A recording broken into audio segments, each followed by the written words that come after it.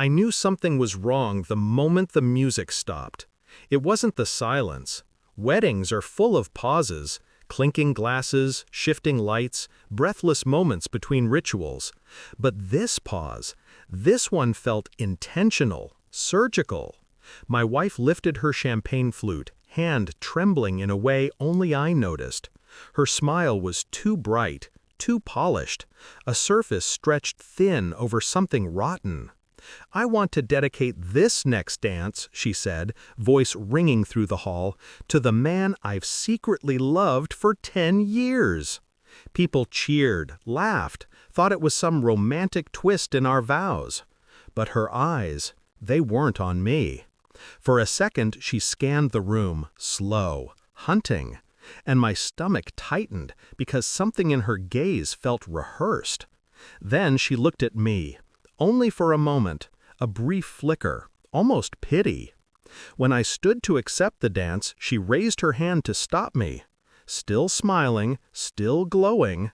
"Not you," she whispered, loud enough for everyone to hear. "You can dance with the guests." A soft gasp rippled through the room. She walked past me, perfume trailing like a mocking fingerprint.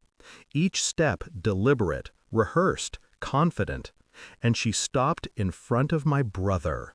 The applause was thunderous, but beneath it, beneath the clapping and the whistles and forced celebration, something ancient and cold uncoiled inside me. A question forming quietly, mercilessly, one that would destroy the night long before the song ever finished. I watched them dance, her hands resting on his shoulders as if they belonged there, his uncertain smile, their bodies swaying too close, too familiar. The room blurred around them, faces stretched into shapes I didn't recognize. People whispered. They thought I couldn't hear. Did he know? She chose the wrong brother. God, imagine this on your wedding night. But the noise wasn't what cut me open. It was the look my father gave them. A look I'd never seen before. Something heavy, resigned, guilty. Like he'd been waiting for this moment. Like he expected it. My mother wouldn't meet my eyes. My cousins stared at the floor. And for one long breath, I realized the betrayal wasn't new. It wasn't sudden. It had history, weight, roots that grew long before tonight. 10 years, she'd said. 10 years. I replayed every moment, the offhand jokes they shared, the way she always defended him, the glances I dismissed as sibling-like comfort, the late-night messages she said were work-related, the subtle shifts in her mood whenever he entered the room. I thought I was being paranoid. She'd made me believe that. She'd made me doubt my instincts, doubt myself. And I let her. But now, watching them, something clicked into place. Something quiet and cruel. This wasn't an accident, not drunken sentiment, not a joke taken too far. This was a confession. A victory lap she believed she could disguise as romance. I didn't confront them. I didn't drag her off the dance floor. I didn't make a scene. I simply watched. Because beneath the burn of humiliation, a colder thought formed. If she had secrets, I could find them. And if she had lied, I would know. Tonight wasn't the end. It was the beginning. I moved through the rest of the evening like a ghost. People approached me, offering awkward smiles, half-hearted reassurance, pity disguised as politeness. I nodded, said little, let them believe I was too stunned to react. Shock is a useful mask. Behind it, I studied everything. The way she avoided my gaze after the dance. The way my brother hovered near her. The way my father's shoulders stiffened every time they stood too close. There were clues everywhere, patterns, slips. I noticed her phone vibrate twice. Same tone, same timing. She didn't check it, just locked the screen quickly, as if she already knew who it was. Later, when she went to greet guests, I memorized her passcode. She'd grown careless, comfortable. Love makes people reckless. Guilt, even more. That night, while she slept beside me, perfectly still, I unlocked her phone. No texts with my brother, nothing explicit. But the proof wasn't in the messages, it was in the deletions. Empty threads. Too empty. Photos missing dates. A hidden folder. One audio file. I listened to it. Her voice, his voice. A conversation so intimate, it felt like I'd been disassembled piece by piece just hearing it. They talked about the wedding, about timing, about courage, about me. I didn't react, didn't wake her, didn't break the phone. I pressed play, again and again, until I memorized every word. But suspicion wasn't enough.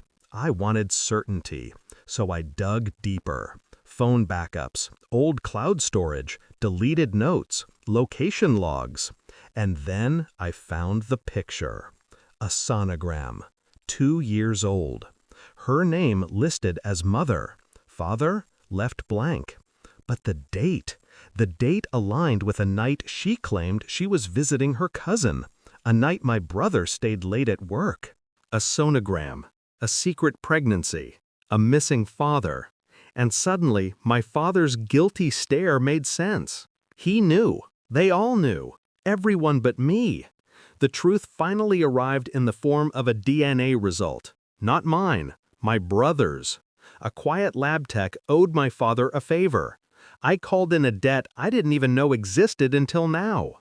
One swab, one test, one answer. I received the envelope on the morning of our post-wedding brunch. She greeted me with a smile too soft, too sweet, as if last night had been nothing but a sentimental performance. As if exposing me wasn't a wound, it was a joke we'd laugh about later. I said nothing. I handed her the sealed envelope. "What's this?" she asked. "Open it." My voice didn't shake. That surprised her. She opened it slowly. Lines of text stared back at her. Numbers, percentages, a conclusion she'd prayed would stay buried. Her face drained first. Then her lips trembled. Then her fingers began to shake uncontrollably. My brother froze mid-step when he saw her reaction. He didn't need to read it. He knew. I turned to my father. "Did you know?" I asked. Just 4 words. Quiet, simple, deadly. He closed his eyes. My wife's knees buckled. My brother collapsed into a chair. My mother covered her mouth. And in that silence, crushing, heavy, absolute, I felt the ground stop shifting. The truth was mine now. I didn't yell. I didn't accuse. Revenge doesn't need volume. I placed the DNA report on the table between them. They stared at it as if it might ignite. "You planned it," I said softly. 10 years. Lies. A child you tried to erase. A wedding you turned into a confession. She sobbed. My brother looked sick. My father tried to speak, but I raised a hand. I wasn't finished. "I'm not here to punish you," I said. "You've already done that yourselves." I slid a small envelope toward her. She stared at it like it might explode. "It's the copy of your audio file," I said, "the one you forgot to delete from your backup." Her face collapsed. "And this," I continued, pulling out my phone, "is the recording of you and my brother last week. Funny how people whisper secrets when they think walls don't listen." My brother's eyes went wide with terror. I didn't need to show the recordings. Knowing I had them was enough. "You will tell the truth," I said, "to everyone. Or I will. No threats, no anger, just terms." She nodded weakly. My brother stared at the floor, breath uneven, mind unraveling. The victory wasn't loud. It was the way they broke without a single shout from me. I walked out of the house before any of them spoke again. The morning air was cold, but clearer than it had been in years. For once, my mind wasn't spiraling. The ache was still there, but sharp pain had melted into something steadier, cleaner. Truth does that. Cuts you open, then disinfects you. People say betrayal destroys you. They're wrong. It strips you down until all that's left is what you should have been all along. Aware, awake, impossible to deceive. I didn't look back at the house. Not when she cried my name. Not when my brother tried to flee the room. Not when my father finally broke. I simply walked. Because there's a freedom in knowing the worst has already happened, and a power in realizing you survived it. The finality settled into me like a second skin. Cold, clean, absolute. I was done with them, all of them. And as I stepped into the quiet street, I understood something with perfect clarity. They didn't lose me, they exposed themselves. And that, in the end, was the real punishment.